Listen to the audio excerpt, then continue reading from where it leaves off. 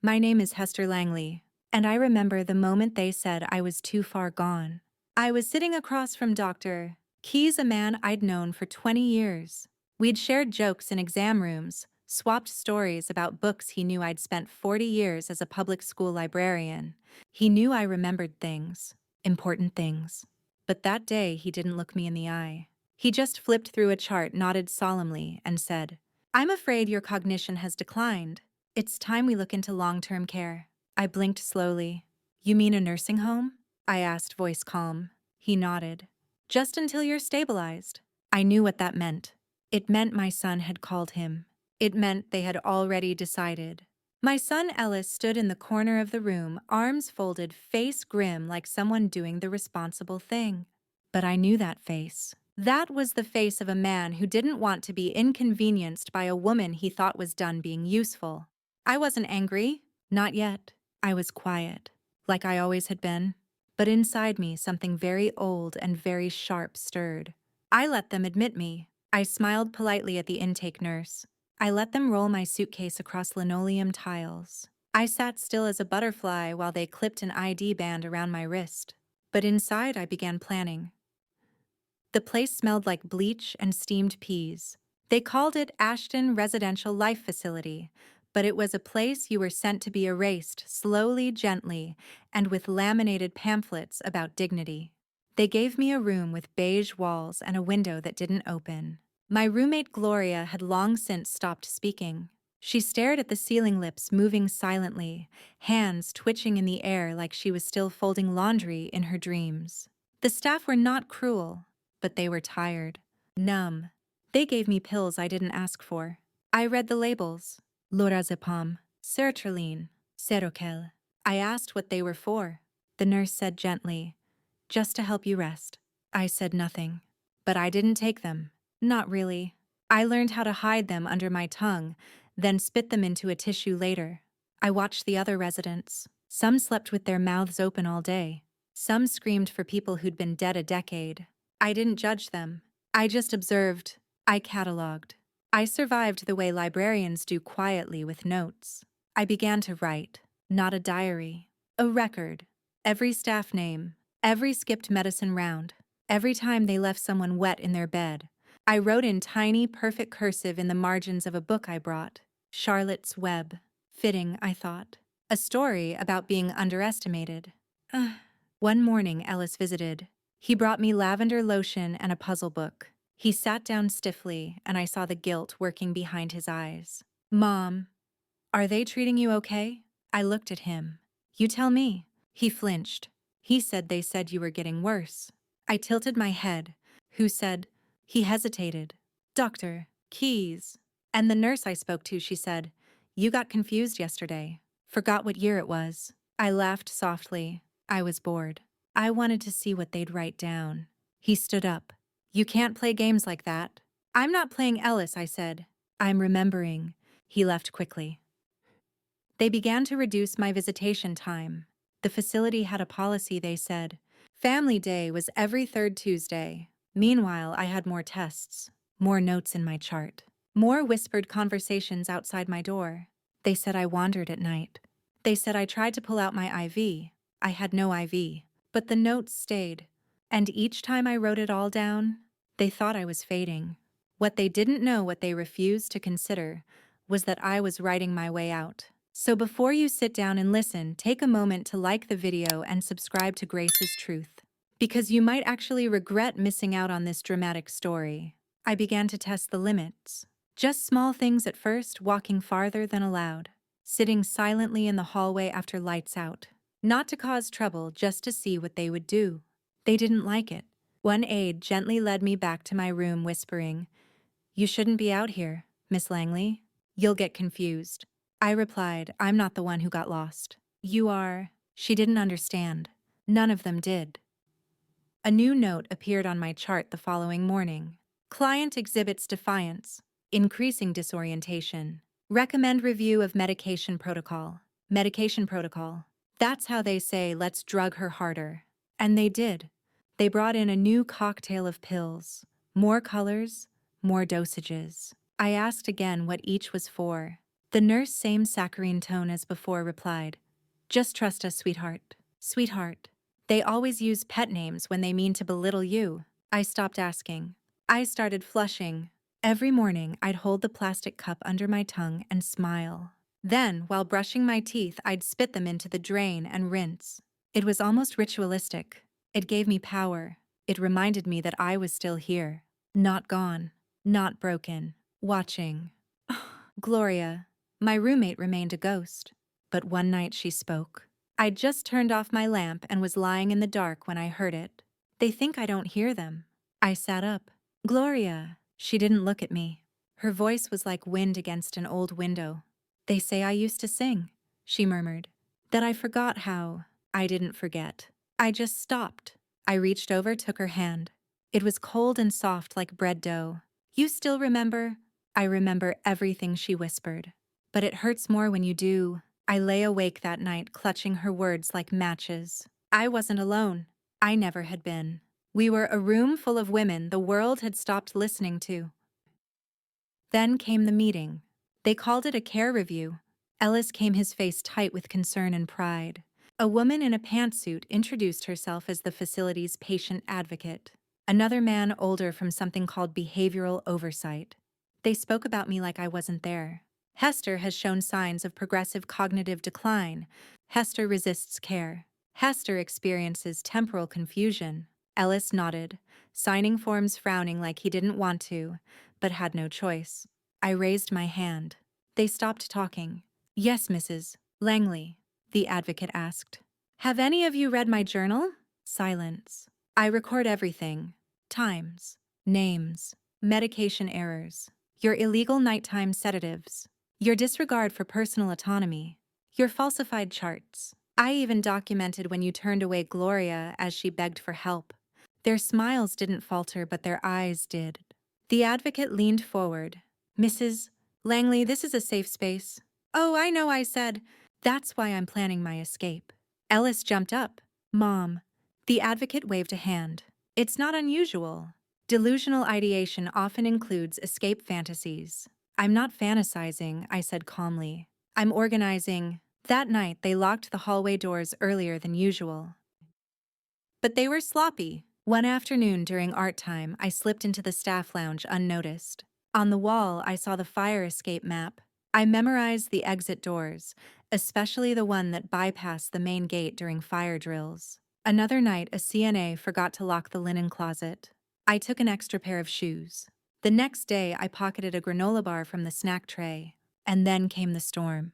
A real one. Thunder like cannonballs. Lightning slicing the sky. The power blinked off, then on again. The backup generator hummed to life, but not everything rebooted. My door buzzed, then popped ajar. The security system had glitched. I didn't wait. I already had my bag packed. I paused at Gloria's bedside. She looked up at me wide awake. "You going?" she asked. I nodded. She whispered, "Sing one line. Just one. For me." So I did. "Somewhere over the rainbow." She smiled. And then she said, "Run." I stepped into the hall, barefoot, shoes in hand, heart pounding like the thunder outside. The corridor was dark, empty. Just the occasional beep of monitors and the soft drumming of rain. I walked slow and sure until I reached the side door. And I pushed. It opened. The night air hit my skin like baptism. Cold, wet, free. I pulled my cardigan close and stepped into the storm. They said I was too far gone. They were wrong. I had just arrived. The moment my feet touched wet grass, I realized how long it had been since I'd felt the earth. Not tile. Not plastic mats. Earth. It soaked through my socks instantly, but I didn't care. I slipped the extra shoes on 3 sizes too big, but they'd do. The wind whipped around me, turning my cardigan into a damp flag. Trees thrashed against the sky, and thunder rolled like a reminder. This was not safe. Good. I wasn't looking for safe. I was looking for out. The road leading away from Ashton curved behind the staff parking lot, shielded by overgrown hedges. The night was thick and screaming with storm. But the rain made it easier. No one saw me on the cameras. No one would hear me leave. And no one would believe I made it farther than the hedgerow anyway. That's the thing about being underestimated. It makes you invisible. And invisible people. We go everywhere. After 10 minutes of walking, I hit the edge of the property. I crossed a shallow ditch, slipped through a rusted chain-link fence, and found myself on the shoulder of Route 81. Every truck that passed roared like an accusation. I flinched at headlights. I ducked behind utility poles. And I walked one step, then another. I counted them. By 10. 10 steps, still here. 10 more, Wahik, still alive. 10 more. They still don't know. My body ached. My knees screamed, and the damp air made my lungs feel stitched with glass. But I had something they didn't give me back there. Direction. I knew where I was going. Somewhere around mile 2, I passed a shuttered diner. Its flickering neon sign still clung to the word open, though the windows had been blacked out for years. I stopped beneath its awning, wrung the rain from my sleeves, and checked the time on the cracked wristwatch they hadn't removed. 2:41 a.m. I was making good time. I pressed on. At 3:15, I saw headlights slow beside me. I froze. A pickup truck. Old. Red. Mud splattered. The window rolled down halfway. "You okay out here, ma'am?" The driver was a woman, maybe 30. Auburn braid. Hoodie with a pizza shop logo. I didn't speak. I was still deciding if I could trust her. She tried again. "You need help. I can take you to a hospital." That word sent a chill down my spine. "No," I said, my voice scratchy but firm. "I'm walking home." She hesitated, clearly unsure what to make of me. But then she reached over and set something on the edge of the window frame. A plastic water bottle and a foil-wrapped granola bar. "I don't know what this is," she said. "But if you're running from something, keep going." Then she drove off. The water saved me. My legs trembled by mile 4. The shoes rubbed raw spots on my heels. My cardigan sagged from the weight of the rain. But the moment I saw the silhouette of my neighborhood's grocery store sign a weathered Stonewell Market, I almost cried. Almost. But I didn't. There would be time for crying later. First, I had to make them look me in the eye. I reached my old house just after dawn. The porch light was still on. Ellis always left it on, out of habit. The grass hadn't been cut in a week. The roses I planted 20 years ago were blooming wildly, defiantly, just like me. I stepped onto the porch. The motion sensor light blinked on. A camera above the door clicked to life. Good. Let them watch. I raised my hand and knocked. 3 times. The door swung open, and there he was, my son, Ellis. Hair disheveled, eyes rimmed with sleep. A coffee mug dangled from his fingers. He looked at me like a ghost. "Me mom." I didn't speak. I stepped forward and handed him the granola bar wrapper. It was wet, wrinkled proof of something impossible. He looked down at it, then back at me. "How did you—" "I walked," I said. The sound of a door creaking behind him, his wife Samantha peeking out, shocked and silent. They didn't move. They didn't rush to hold me. And that told me everything I needed to know. Behind us, across the street, our neighbor Mrs.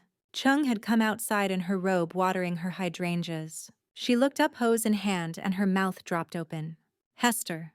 I turned to face her. She dropped the hose. Within 2 hours, the police arrived. Not to arrest me, no. They weren't even sure what had happened yet.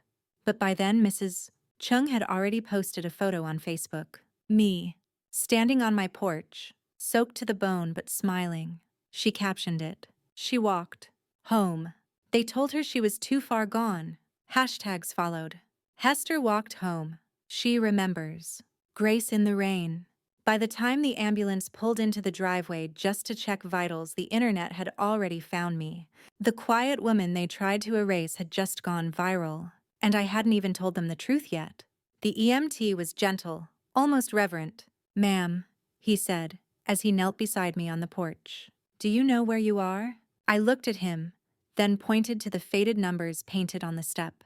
235 Stonemore Avenue, my home for 41 years. "I also know your stethoscope is backward." He blinked, then laughed, half startled, half in awe. I'd become an icon before I had a chance to become a witness. They took my vitals. Heart rate, steady. Blood pressure, elevated but reasonable. Feet, blistered. Body, dehydrated. Mind, sharp as the pine trees that lined our backyard. I refused to go to the hospital. "No more white ceilings," I said. No more plastic sheets. I'll rest here. The EMT nodded, stepping back. But others didn't step back. Not anymore. The reporters arrived by noon. It started with a local channel. A van from Channel 6 with a puff-cheeked man and a too-smooth anchorwoman. Miss Langley, would you be willing to share how you made it home? I sat on a folding chair in the front yard wrapped in a quilt Mrs. Chung brought over. I looked straight into the camera. I said, because they thought I couldn't. Who's they, ma'am? I tilted my head calmly. The ones who said I was too far gone. I have names and notes. That clip alone got 2 million views overnight. By evening, I was trending. The next morning, Ellis brought me breakfast in silence. Oatmeal toast, black coffee. Just the way I used to make it for him. He set the tray down on the table, hands shaking. Mom, I didn't know. I didn't know they weren't, I said. They are. He sat down, folding his hands like a boy awaiting scolding. I thought you were slipping, he said quietly. You were forgetting things. You got turned around in the garage, remember? I was lightheaded. I hadn't eaten. He looked crushed. I didn't want anything to happen to you.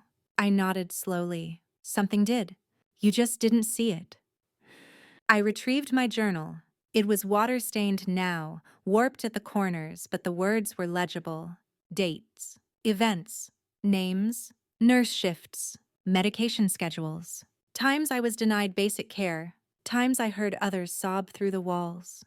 Pages and pages of it written in the same even cursive I'd taught Ellis when he was 7.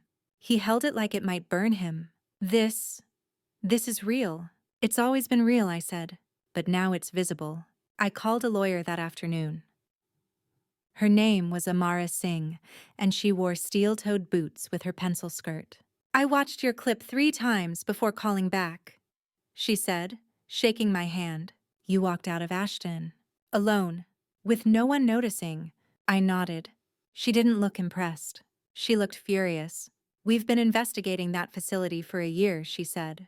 But no one had a case strong enough to make it public. They stonewall families, hide records, even got a doctor on payroll to validate their discharges. Dr. Keyes, I said. She nodded grimly. He's on our radar. I handed her my journal. She skimmed it for 10 minutes, her eyes narrowing with each turn of the page. This, she finally said, holding it up like scripture is the crack in their wall. 3 days later, I had a microphone in front of me. Press conference. Microphones clustered like mushrooms. Lights. Cameras. Questions shouted too quickly. I spoke one sentence. I'm not here because I was rescued. I'm here because I rescued myself. And the world listened. Not just to my words, to the others. People started writing in. Former staff members, daughters, grandchildren, even a janitor from Ashton. They all said the same thing. I saw it too. No one believed me. Can you help us too? What began as one woman walking home became a firestorm. She's not gone. Ashton truth. Elders deserve dignity. Ellis cried that night. I should have known, he said over a quiet dinner. I should have trusted you. I didn't hug him. Not yet. Instead, I said, you can make it right now. Help me finish this. He looked up, eyes wet. How? Testify, I said. Say what you signed, what they told you, what they asked you to believe. He nodded. That was the first time I began to believe we might win. But winning wasn't enough. I wanted them exposed. I wanted the silence broken. I wanted the lights turned on in every quiet hallway where someone like Gloria lay forgotten. They said I was too far gone, but I was just getting started. Amara worked like a woman possessed. Within a week, she'd filed a civil suit in my name against Ashton Residential Life Facility, not just for neglect, but for false medical classification, unlawful sedation, and psychological abuse. But that wasn't the real blow. The real blow was the subpoena she issued to Dr. Keyes. He'll fold, she said, eyes gleaming. He's not as clever as he thinks, and I've got enough documentation to make sure his license turns to ash. She turned to me. But what I don't have is your voice, Hester. You're the crack in their mask.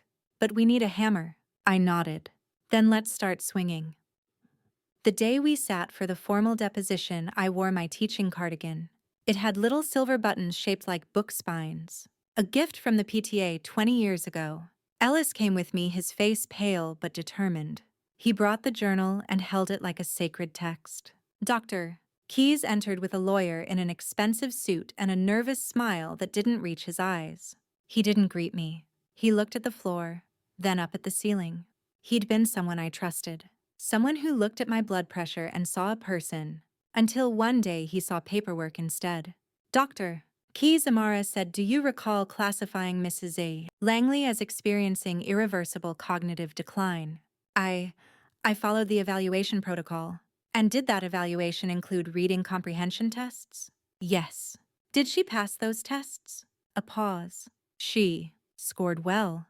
And yet you authorized medication for disorientation and memory confusion based on additional behavioral concerns. Were those concerns documented by staff at Ashton? Yes. Did you confirm them yourself? He swallowed hard. No. I leaned forward. You didn't even speak to me, did you? Silence. The court reporter's keys clicked furiously. After the deposition, Amara turned to me and said, "You've just made him their weakest link." And soon things began to unravel. A former nurse stepped forward. Her name was Karina. She'd lasted 6 months before quitting in protest. They would write things that didn't happen, she said, like saying someone was confused when they were just asking for water. And when I refused to give unnecessary meds, they cut my hours. Amara gathered everything: testimonies, footage, my journal. And then came the moment I didn't expect. The Department of Elder Care called me. They wanted me to speak at a hearing, not just about Ashton, but about systemic negligence. I asked if Gloria could come. They said, "Is she a family member?" "She's all the family I had in that place," I said. "She deserves to be heard too." The morning of the hearing, Ellis picked me up. He helped me button my coat, then paused. "You remember when I broke your flower vase?" he asked suddenly. I blinked. "You were 12. You told me a raccoon did it." He laughed. "I did. Why are you bringing that up now?" He looked sheepish. "Because I started lying to you back then. Little ones. Ones that made my life easier." I said nothing. He added, "I think I just didn't know how to face a mother who always saw everything."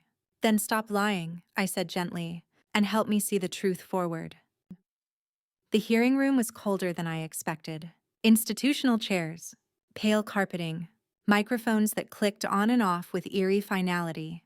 I took my seat, cleared my throat, and I spoke. "My name is Hester Langley. I am 77 years old. I've been called quiet, polite, even sweet, but I've also been called gone." I paused, looked at the committee. They called me mentally gone, emotionally absent, and cognitively declining. But I never left. I was just no longer convenient. I held up my journal. This is the diary of an invisible woman. Not delusional, not confused, just dismissed. Somewhere in the gallery, a woman began to cry. I kept going. I watched others around me wither, not from disease, but from neglect. I watched women be silenced with pills because no one wanted to hear them anymore. And I walked through miles of pain because silence is no place to die. The room was still. They didn't clap. It wasn't that kind of hearing. But I saw it. In their eyes. The shift. They were listening. That night, I went home and wrote a new page in my journal. It read, "Today I was seen. Tomorrow I will be heard." And I smiled. Not because it was over, but because the real story was just beginning. The day the lawsuit was officially filed in court, a letter arrived at my doorstep. Typed. No return address. Just one sentence. "You're going to ruin lives if you keep going." I folded it carefully, slid it into my journal, and wrote beneath it in pen, "So be it." Amara wasn't surprised. "They'll try to intimidate you now," she said. "That means we're getting close." I sipped my tea. "Do they think fear is new to me?" She smiled faintly. "They think fear still works." We held a press briefing the next morning, outside the courthouse with a banner behind us that read, "Dignity is not a diagnosis." The crowd was small, but the story wasn't anymore. News anchors called it the Langley lawsuit. Commentators debated elder care, patient autonomy, medical corruption, and everywhere I went, people whispered, "She's the one who walked." Did you see what she said in Congress? My grandma cried watching her speech. It was strange being seen. Stranger still was realizing how many others had been invisible alongside me. One day, I got a letter from Gloria's niece. She had seen the coverage. Tracked me down. Dear Mrs. Langley, it read. My Aunt Gloria passed away 3 days after you escaped Ashton. I always thought she was gone long before that. But then I heard what you said about her. That she spoke. That she remembered. That she asked you to sing. I blinked fast. Tears welled up warm and raw. She used to sing to me too. You gave her back to me. Thank you. I pressed the letter to my chest. Whispered. She heard that too. The first court date arrived with the chill of October. Fitting. I wore the same cardigan. The buttons gleamed under the courtroom lights. On the opposite side sat Ashton's lawyers. 3 men, 2 women, all polished like showroom mannequins. Dr. Keyes was not present. Ellis sat beside me, jaw tight. He had a copy of the journal in his lap, and for once he didn't fidget. He was still. Our case was built like a cathedral of broken bricks. Testimonies, records, shadows turned to evidence. Amara stood fierce and poised. Your Honor, she began. This is not a case about one woman's memory. This is a case about the weaponization of doubt, about silencing through sedation, about what happens when a person's mind is dismissed before it is ever heard. The judge nodded. Proceed. Then they called me to the stand. The courtroom fell quiet. Not the nervous silence of curiosity. The reverent hush of an audience about to hear something sacred. I placed my hand on the Bible and swore in, took my seat, took a breath, and I began. I was not confused. I was not forgetful. I was discarded. I told them about the intake forms, the forced medications, the locked doors, the fire escape, the walk. But most of all, I told them about Gloria. She stopped speaking because no one listened. She stopped singing because the room never echoed back. I paused. Then I sang the same line she asked of me that night. Somewhere over the rainbow. Someone in the gallery gasped. And I ended. I didn't walk home for myself. I walked home because no one else could. Ellis testified next. He admitted to signing documents he didn't read, to assuming the worst about his own mother. I thought I was protecting her, he said, voice shaking, but I was protecting my own comfort. When he stepped down, I looked at him. This grown man, my son, and nodded. Redemption in my eyes doesn't come from perfection. It comes from accountability. The defense tried to discredit me. They pulled up notes that said I was paranoid. They showed records claiming I'd hallucinated. Amara simply asked, who wrote those records? And the answer was always, staff at Ashton. And when those same staff were called to testify, many refused. The ones who came, broken voices, guilty eyes. And more than one said I wanted to say something back then, but I was told not to. The judge leaned forward. So you're saying Mrs. Langley's version is credible? One former aide replied, voice trembling. She wrote it down. Everything?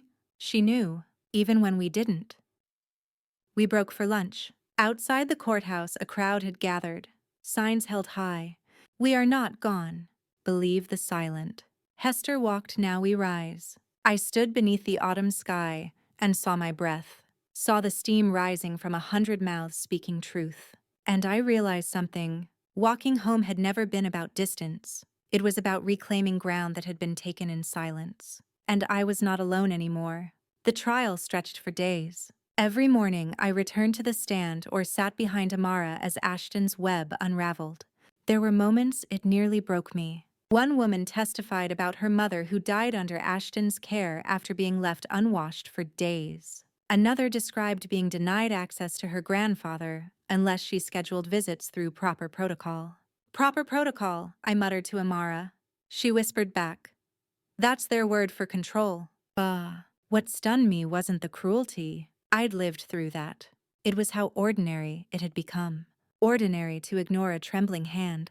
Ordinary to medicate instead of listen. Ordinary to write off an entire generation as inconvenient. But now those stories had faces. Mine. Gloria's. All of ours. Dr. Keyes finally showed up. I saw the courtroom shift when he entered his presence, a ghost in a white coat. He looked older, paler than I remembered. He didn't meet my eyes.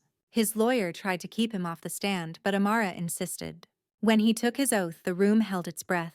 Amara asked him plainly, "Did you knowingly diagnose Mrs. Langley with irreversible cognitive decline?" He hesitated. "I relied on the facility's reports." "Did you confirm them with a second opinion?" "No." "Did you speak directly to Mrs. Langley?" His voice cracked. "No." "Did you examine her journal when she was admitted?" He blinked. "I didn't know it existed." Amara's voice dropped. "Then how can you say she was too far gone?" The silence that followed was so dense you could hear people breathe. He shifted in his seat. "I can't," he said finally. "I was wrong." The headlines came fast. "Doctor admits fault in viral care case." "Too far gone was a lie. Trial reveals systemic abuse." Langley versus Ashton could set national precedent. But for me, it wasn't about headlines. It was about pages. My pages. My proof. When I took the stand for the final time, Amara asked me only one question. "Mrs. Langley, what would you like people to remember most from your journey?" I looked out at the crowd, journalists, lawyers, strangers, families. Then I turned to the jury. That silence is not consent. That stillness is not surrender. And that sometimes the ones you forget are the ones who remember everything. The verdict came 3 days later. We won. The court ruled in my favor on all counts: negligence, false medical reporting, and psychological abuse. The facility's license was revoked. Its executives were fined and banned from working in elder care ever again. Dr. Keyes lost his license permanently, but more importantly, Ashton was closed. The lights were turned off, the rooms emptied, and the ghosts within freed. After the ruling, I returned home and found a package on my doorstep. Inside was a folded quilt, hand-stitched. Dozens of names embroidered into the fabric. Gloria, Marjorie, Deanna, Edith, Lillian, and, at the center, Hester. No note, just those names, stitched together in defiance. I wrapped it around my shoulders and stepped out into the morning air. Ellis joined me on the porch. "You did it," he said. "No," I replied. "We did it. Me, Gloria, every woman who was silenced, and every person who listened." He nodded. "And what now?" I smiled softly. "Now we keep walking. Not away, but toward something better." He reached into his pocket and pulled out an envelope. "What's this?" "Your testimony inspired someone," he said. "She's starting a foundation for reform, education, whistleblower protection. She wants to name it after you." I opened the card. On the front, "The Hester Langley Initiative." Inside a single sentence, "Because she walked, so others don't have to." The night of the celebration, people lit candles in front of care homes across the state. Some in front of homes they had lost loved ones in, others in front of homes they feared. Each flame whispered the same thing: "We see you now." And as I watched them flicker on screen, old hands holding young ones, I knew something had shifted.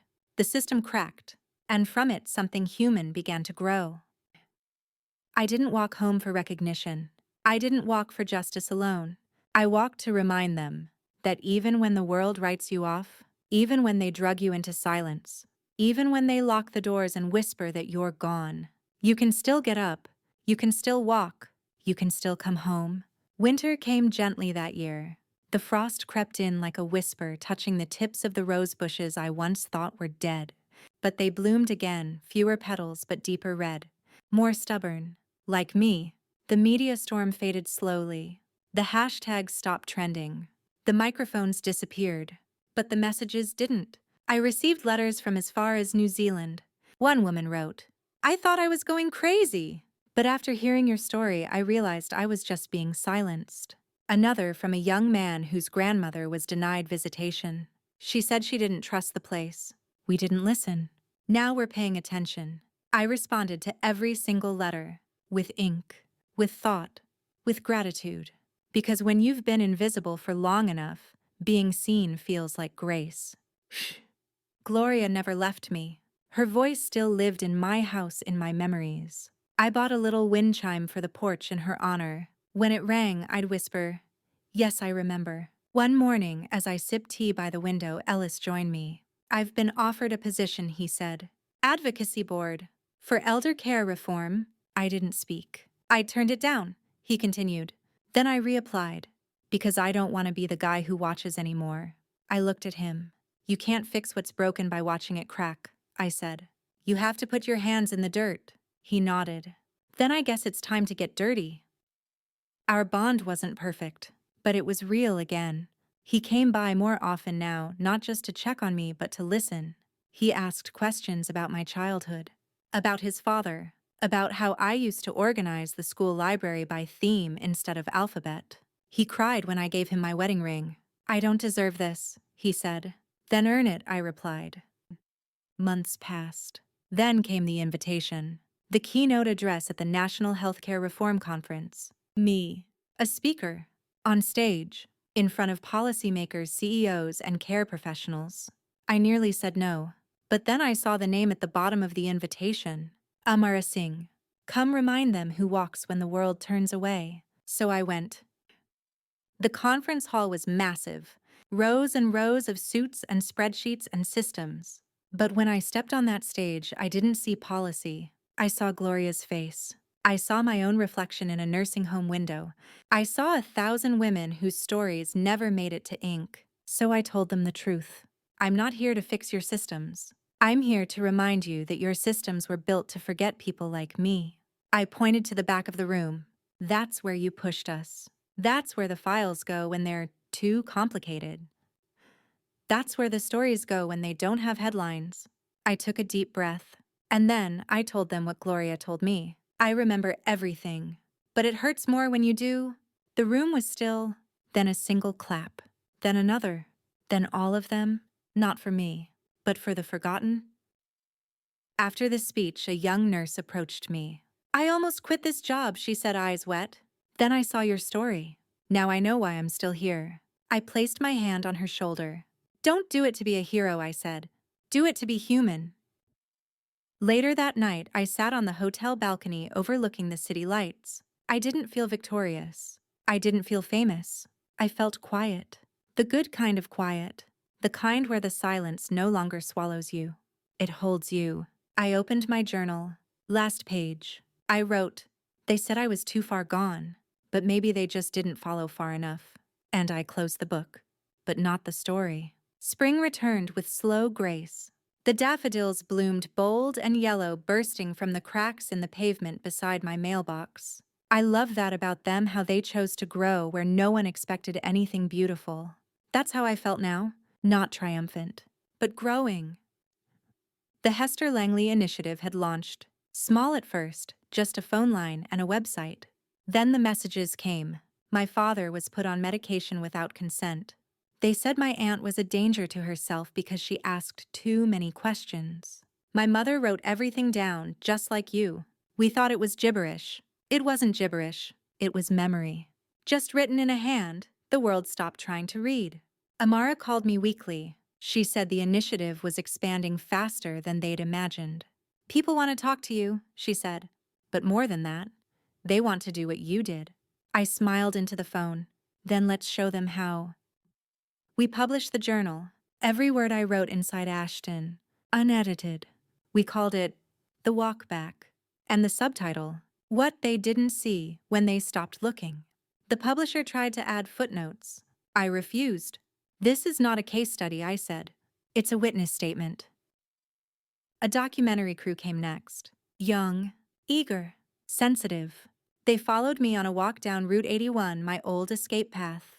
The crew asked if I remembered where the truck had stopped. I nodded. She handed me water and granola, I said. Didn't ask for my story. Just knew I needed to keep going. They asked if I ever found her again. No, I said. And that's the point. She didn't need to be seen. She just needed to help. I received another letter. This one from a judge in Vermont. "I've presided over a dozen elder care neglect cases. I never cried. Until your testimony." I pinned the letter beside Gloria's quilt, which now hung above my reading chair. Next to it, the wind chime. I listened to it sing each morning. Key. Ellis had started volunteering in facilities around the state. He'd sit and read aloud to residents, bring crossword puzzles, even learn songs from different generations just to sing with them. Sometimes they don't remember my name, he told me, but they remember the words. I looked at him. Truly. Looked. He wasn't trying to be forgiven anymore. He was trying to be useful. I gave him my library pin, an old enamel badge shaped like an open book. You're learning how to shelve people, I said. He frowned, confused. Not in a bad way, I explained. In the right place, where they can be seen. One warm Sunday, I got a call from Mrs. Chung. She'd hosted a reading circle at her home, all retired women. They'd read the walk back aloud, each person taking turns with a chapter. When they finished, one woman stood and said, I don't want to wait until someone wheels me away to say I'm still here. So they made a pact to write their stories, to speak them, to print them, to keep walking while they still could. Later that month, I was invited to speak again, this time not at a podium, but in a high school auditorium. The students were quiet, at first, then curious, then furious. How could they do that to you? One girl asked. I paused. They didn't do it to me, I said. They did it without thinking. That's how the worst things happen. A boy in the front raised his hand. So what do we do? I looked at him. You listen to the people no one listens to. You believe them? And when you grow up, you don't forget what they said. Back at home, I began a new notebook. The cover was deep red, the pages thick and clean. On the first page, I wrote, Day 1, again, because surviving is not the end. It's the beginning of teaching. Then I added, Lesson 1. The silent ones always notice who leans in. I don't remember everything, but I remember enough. Enough to know that walking away is sometimes the loudest thing you can do. Enough to know that dignity is not given. It's taken back. Enough to know that when they say you're too far gone, what they really mean is they've stopped looking. And that says more about them than it ever did about you. I began teaching again. Not in a classroom, those days were behind me, but in circles, in rooms, in chairs pulled close. People came to hear me speak not because I was an expert in law or medicine, but because I had walked. There's something sacred about sharing from the edge. One afternoon, I met a woman named June. She was 84 with a braid down her back and a voice like gravel. She hadn't spoken to her son in years. He put me in a place like Ashton, she told me. Said he'd come visit. Never did. Did you leave? I asked. She shook her head. Didn't have your courage. I smiled gently. It wasn't courage. It was clarity. I knew who I was. I just waited for the moment they forgot and took myself back. June didn't say anything, but she nodded. That nod was a promise. 2 weeks later, I got a letter. She'd moved in with a friend. Started painting again. I'm not walking back, she wrote. I'm walking forward. That's when I knew. The walk was never about escape. It was about reclamation.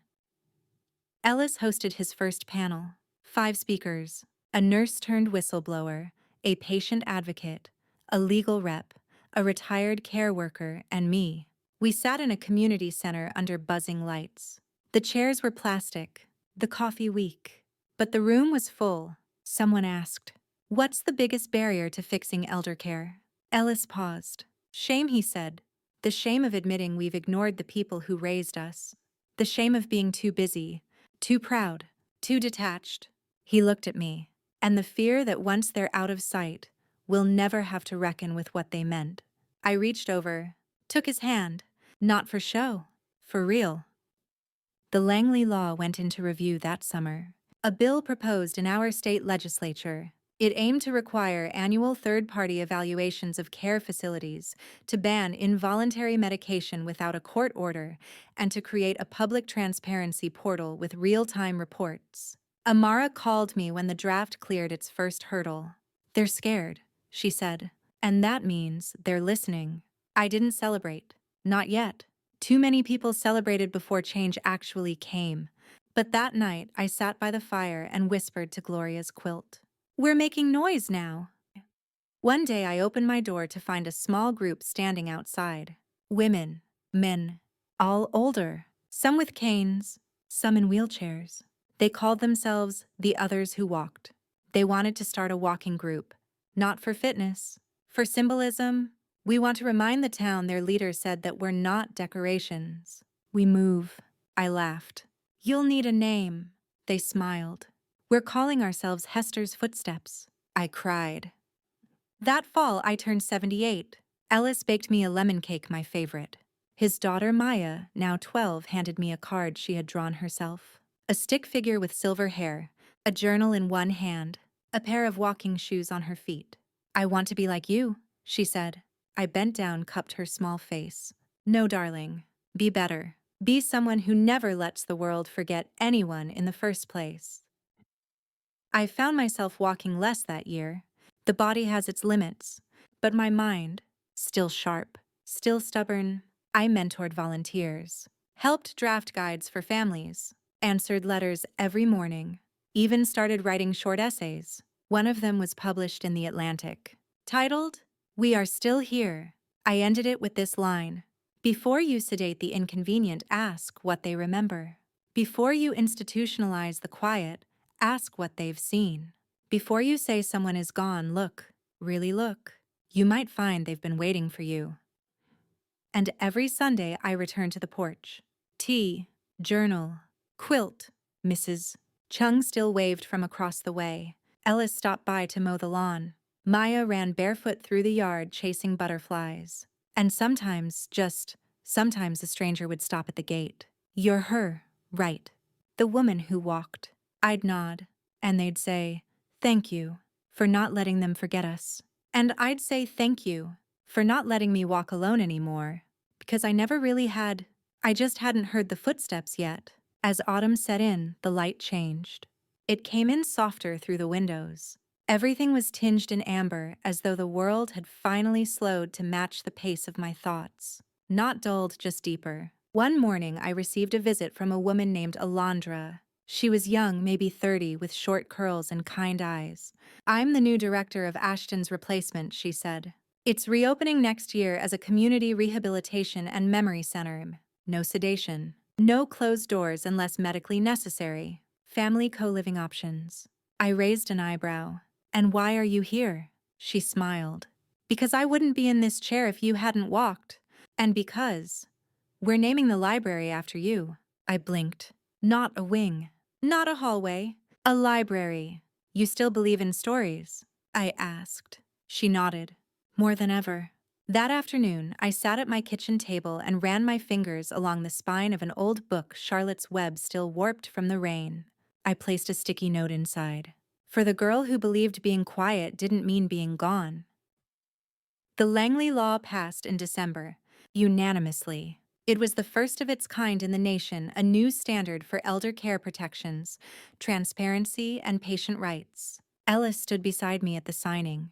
When the governor handed me the pen, she said, "Your silence broke the system louder than any scream." Later that evening, Ellis and I walked through the old downtown district. He stopped in front of the bookstore where I used to take him every Saturday. "I thought we'd go in," he said. I hesitated. I hadn't been inside that store in years. He took my arm. Inside, nothing had changed. Same creaky floorboards. Same cat asleep in the mystery section. Same smell ink paper and something warm like cinnamon.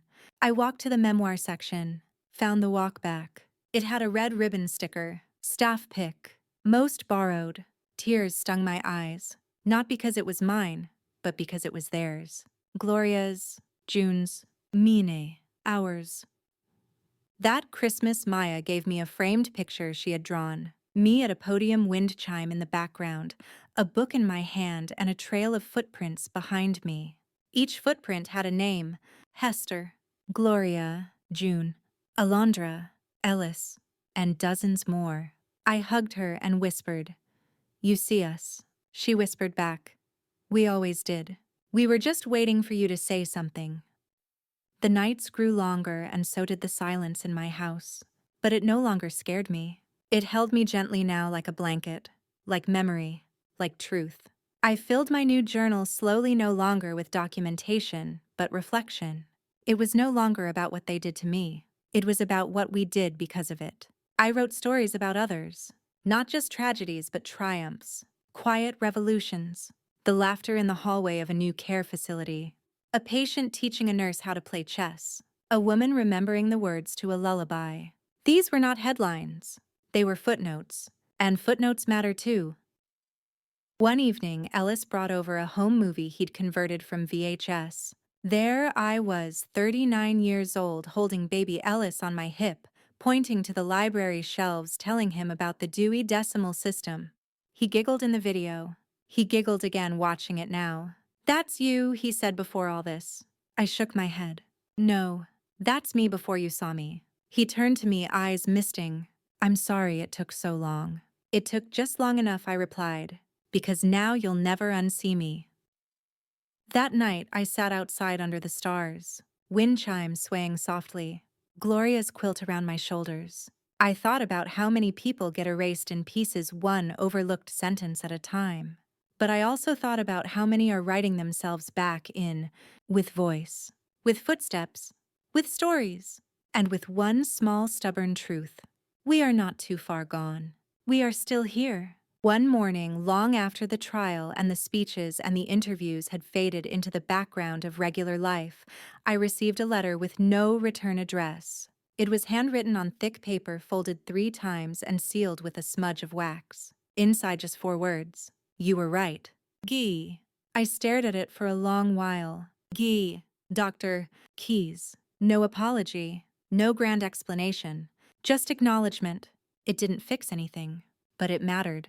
Sometimes the most powerful thing you can receive isn't an apology. It's a witness to what was true all along. I placed it inside my journal, a final punctuation mark at the end of a sentence that once felt like it would never end. That spring, I was asked to contribute to a time capsule being buried behind the new Hester Langley Library at the Ashton Center for Restorative Living. They said I could include anything: a quote, a photo, a personal item. I chose my walking shoes, worn, cracked at the soles, laces frayed. I placed a note inside. "These carried me home. May they remind someone else to start walking." Then I closed the box, not with sorrow, with ceremony.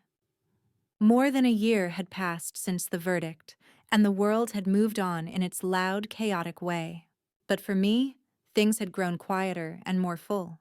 The initiative had expanded into 6 states. Care facilities now had visible ratings, open-door policies, and ombudsman programs funded independently.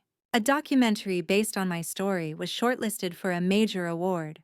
But none of that compared to what I witnessed each week at the local senior center. A room full of elders sitting in a circle, each holding a blank notebook. We called it the first page. The goal wasn't to write a bestseller. It was to say, "I am still here, and I remember." We shared entries aloud. One man wrote about his first love. One woman about the sound of her mother's rice cooker. I wrote about the day I taught Maya how to whistle. She never quite got it, but she laughed so hard we both cried. Ellis visited every Sunday now. He brought Maya, who had become something of a journalist herself. She liked to ask hard questions. "Do you regret anything?" she asked me one morning, lying on the carpet and chewing her pencil. "Yes," I said without hesitation. "I regret waiting so long to make myself impossible to ignore." She wrote that down. Then she asked, "What would you tell your younger self?" I smiled. "Never confuse silence with peace, and never accept being managed when you are meant to be remembered." She stopped writing, looked at me. "I think I'll put that in the school paper." "You do that?" I said. "Just spell my name right." On the first anniversary of my return home, a group of strangers showed up in front of my house. No announcement, no speech. Just people walking, some holding signs, others carrying journals, most just there. They called it the Footsteps Vigil. One by one, they placed candles along the sidewalk. Each flame a person who'd felt forgotten. Each glow a name reclaimed. I stood at the door, overwhelmed. Then Ellis placed a coat over my shoulders. "They walked too," he said. "Because you did." I stepped outside, took Maya's hand, and joined them. We didn't speak. We walked. Back inside later that night, I wrote the final entry in my new journal. "If they tell you you're too far gone, smile and take the first step home." Then I closed the book. Not because the story was over, but because now it belonged to them. to the quiet, the silenced, the underestimated, the women with notebooks, the men with worn-out shoes, the ones who remember more than they let on, and the ones who will write what no one expected to read. That summer, the library opened its doors. Not the old one, the new one. The Hester Langley Library for Community Memory and Care. I didn't cut a ribbon or give a speech. I simply walked through the doors with Ellis and Maya like any patron. The smell of fresh paint mixed with the scent of old paper. Some things are universal. Inside there were no quiet, only signs. Instead, signs read, "Your voice belongs here. We remember together." A reading room was named for Gloria. When I saw the plaque on the wall, "In honor of the one who asked her to sing," I had to sit down for a moment. Because memory doesn't always come in words. Sometimes it returns in music, in soft air, in the stillness between footsteps. In the back of the library, there was something special. A listening room, a place where anyone could record their story. Audio only, no cameras. Just a microphone, a chair, and a sign. This story will outlive the silence. I was the first to sit. I didn't talk about Ashton, not that day. I talked about Gloria, about books, about love and regret, and how hope often wears the disguise of something inconvenient. At the end of my session, I said, "If you're hearing this, then know there's still time to turn around." And I left the booth. The Langley Law continued to ripple outward. Other states began adopting variations. Universities requested to archive my journal as a historical document. Elder care curriculums were rewritten to include an entire chapter titled The Walk. But none of it made me feel as full as watching Maya present her first article to her school assembly. Her topic, the power of one step. She wore my cardigan. It fit like a cape. After her presentation, she ran up to me and asked, "Do you think I'll make a difference?" I kissed her forehead. "You already did." And then one day, a letter arrived. It was from someone I hadn't thought of in a while. The driver. The woman who gave me water and granola that night I walked. She had seen the documentary. She'd heard my interview on NPR. She recognized me. Her letter was short. I was just trying to be kind. I didn't know I was handing a weapon to a revolution. She signed her name, Nina. I wept reading it. Not because it was dramatic.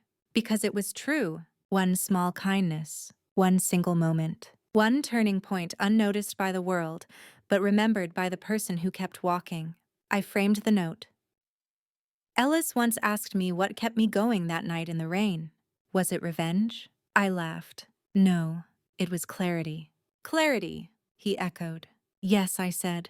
When you finally see how little the world expects from you, it's freeing. You get to redefine everything, especially yourself. He nodded, then asked, "And what did you redefine yourself as?" I looked out the window. As someone who never left. They just forgot to check. The days grew slower as they do, but I didn't mind. Stillness no longer frightened me. It had become a friend. I'd sit on my porch with a warm mug quilt around my legs, Maya at my feet with her notebook, Ellis humming as he watered the garden. The wind chime rang softly. Once I asked Maya what she wanted to be when she grew up. She replied without hesitation, "Someone people listen to." And then she added, "But also someone who listens back." That's when I knew the walk had never really ended. It just kept passing from one pair of feet to another. Late one night, I found myself unable to sleep.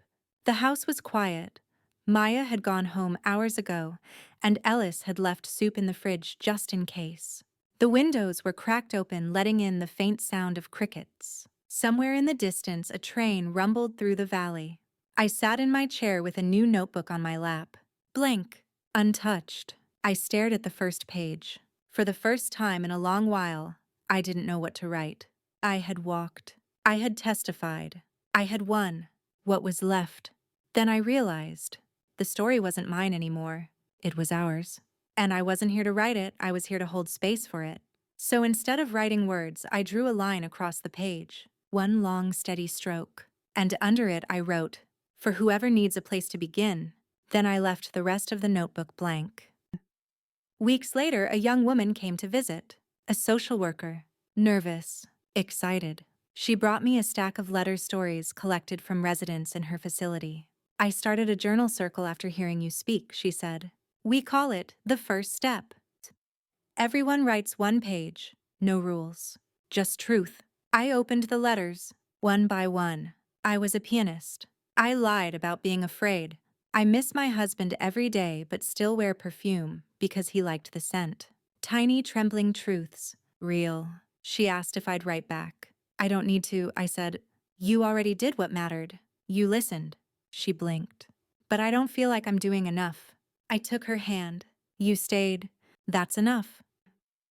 The foundation launched a National Awareness Week, Walk Week. Every April, families and residents took symbolic steps together around parks, facilities, libraries. Some walked 5 feet, some walked 5 miles. It wasn't about distance. It was about being seen.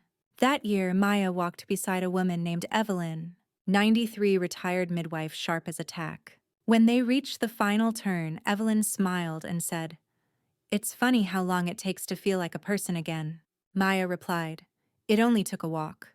They hugged like they had known each other all their lives. On a rainy Tuesday afternoon, I visited Ashton's new campus. It was almost unrecognizable.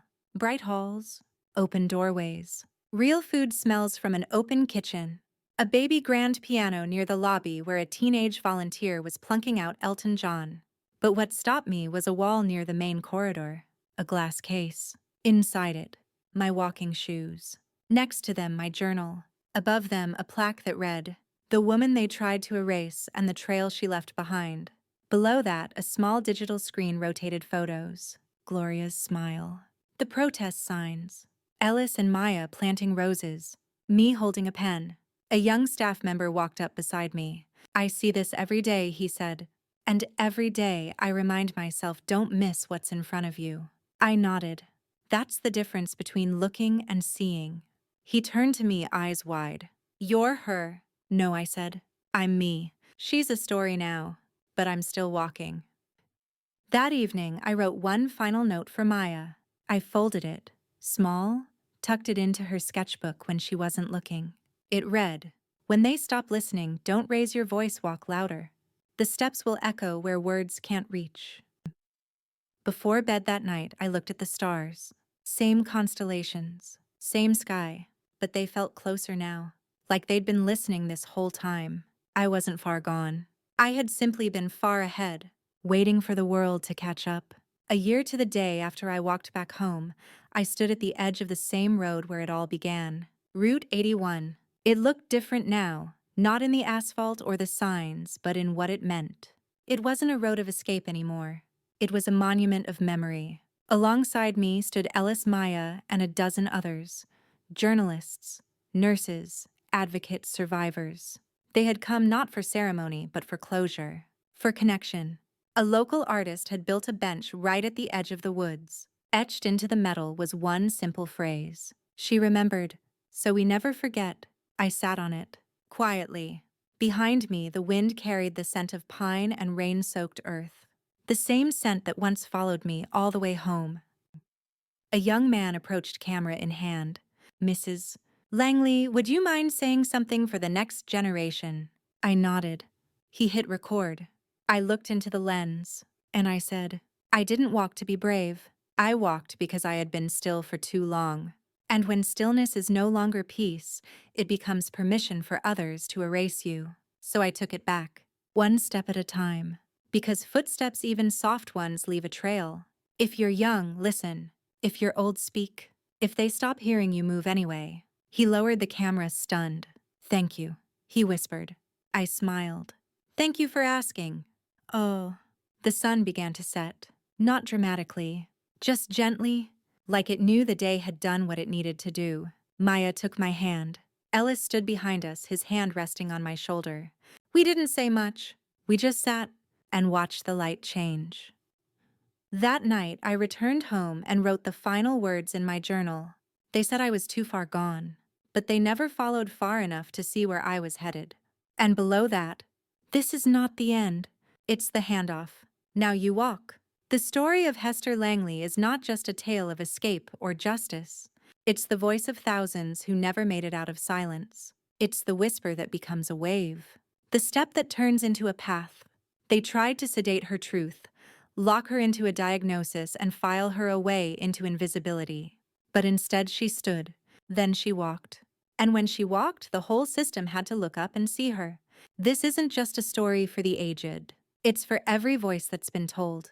It's too late, too soft, or no longer relevant. Because memory isn't just what we hold. It's what we fight to protect. And now that her shoes are retired, the path is yours. Will you walk it? Or better yet, will you build more paths for others? Subscribe to Grace's Truth for more stories where silence becomes power and forgotten voices light the way. Because the truth once spoken never fades. And Hester Langley, she may have been quiet, but her story roars,